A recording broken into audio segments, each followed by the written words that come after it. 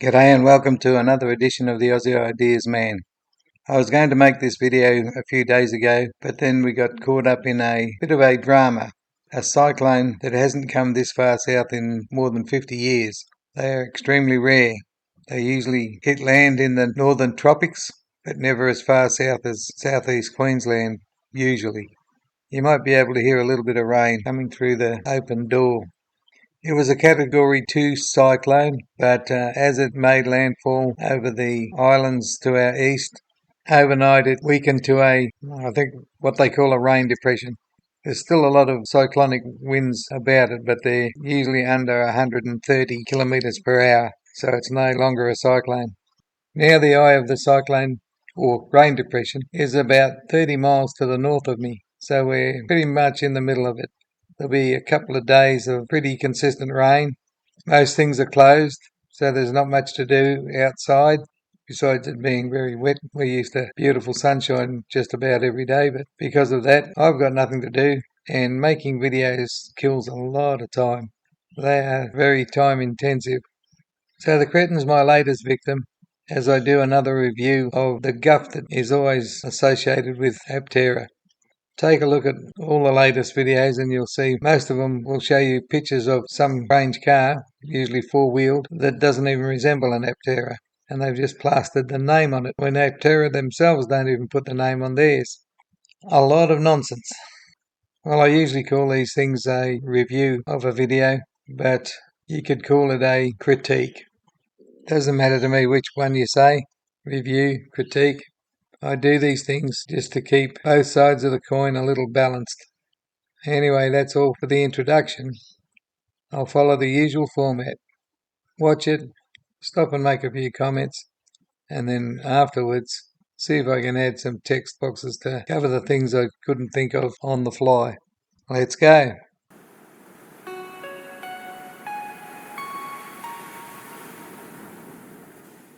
Hello everyone, it's Steve with APTERA Owners Club. So APTERA last week put out a video about a coast down test, and this is a really important test. Coast down test. First thing I'll critique is this timer that has semicolons instead of colons. Bit unusual, I've never seen that before. Nothing more to say about that. Tests their rolling resistance, their mechanical resistance, and their aerodynamics. So it's a real world test of how efficient the APTERA is. There was a video recently that said that this was a real-world validation test. I'm glad he didn't put validation in there because it is no real-world validation test. When it comes to vehicles, the authorities have to validate in the real world, and the authorities are nowhere to be found. They're not involved at all. This is APTERA doing a real-world test, but certainly the validation part is not there. They cannot validate anything. They're not allowed to. They can run as many tests as they like, but those tests are just part of the process of getting from prototype to production vehicle. And while I'm stopped, I'll have a bit more to say about this. Months and months ago, they finally said once they got herpes, or these PI builds, that they would do real-world testing and verify all the snake oil claims that they've been making for years. But they didn't do a thing. Nothing like it. This coast down test was never a claim that they'd made. They'd never said it could coast down from 60 miles an hour to zero in 3 minutes. There was no such claim. It didn't exist. After all the promises that they've made, all the snake oil promises, this latest promise months ago that they would verify these things has been avoided. The first thing they did was show about 4 seconds of a slow-moving prototype, herpes, I think it is, and that's my nickname, a slow-moving prototype, and Steve Fambro saying it was so boring doing hours and hours of circuit driving. 4 seconds for those hours, and nothing. Just that Fambro said, oh, nothing broke. How do we know they're not lying? I have caught them lying so many times, I can't trust them. But if they have done hours and hours of testing, they should have proven it and not shown us 4 seconds of a slow-moving fake prototype. And then the only thing after that is this coast down test. and what a dog's breakfast that has turned out to be.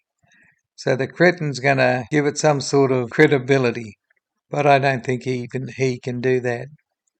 And the way that this works is you get the vehicle, you try to find the flattest road you can, and they are on a test track, which is pretty flat out in the high desert north of Los Angeles. And you try to find the flattest road you can, and you want a day when there is as little wind as possible. The most still day is the best. And it looks like, based on the trees and the shrubs here, that this was a pretty calm day and there was no wind. So pretty good conditions. The thing that is acting on the vehicle, so what you do is you take it up to a certain speed and then you put it in neutral. And then you just let it glide. And then what is acting on the vehicle is mechanical resistance, rolling resistance, and aerodynamic drag. And so the less of those things it has, the longer it takes the vehicle to slow down and come to a stop.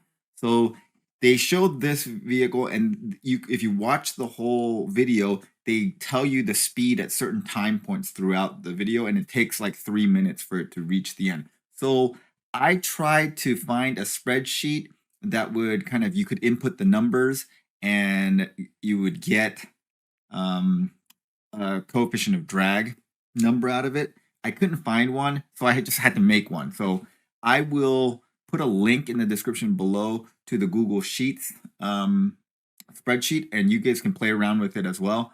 I will show you how this works, and we'll talk about it a little bit. The Cretin always likes to come up with these spreadsheets, and I can tell you right now that they're not worth the paper they're drawn on. He's still catering to the gullible out there. When you see this test, notice some blurry things it passes and some blurry things that pass it. They've blurred out vehicles that are also on the track. And the first thing you do if you're going to do a coast down test is book a 5-minute window where nothing else is on the track. It's a measure of how inept they are that they haven't even done that. The other thing is to allow for slope and wind. The test should be done numerous times in both directions, and then the average is the more accurate result. And they couldn't do that. They've just shown one attempt. Again, they are inept. They are just trying to create a diversion from all the things they should have done and haven't. And weeks later, they still haven't.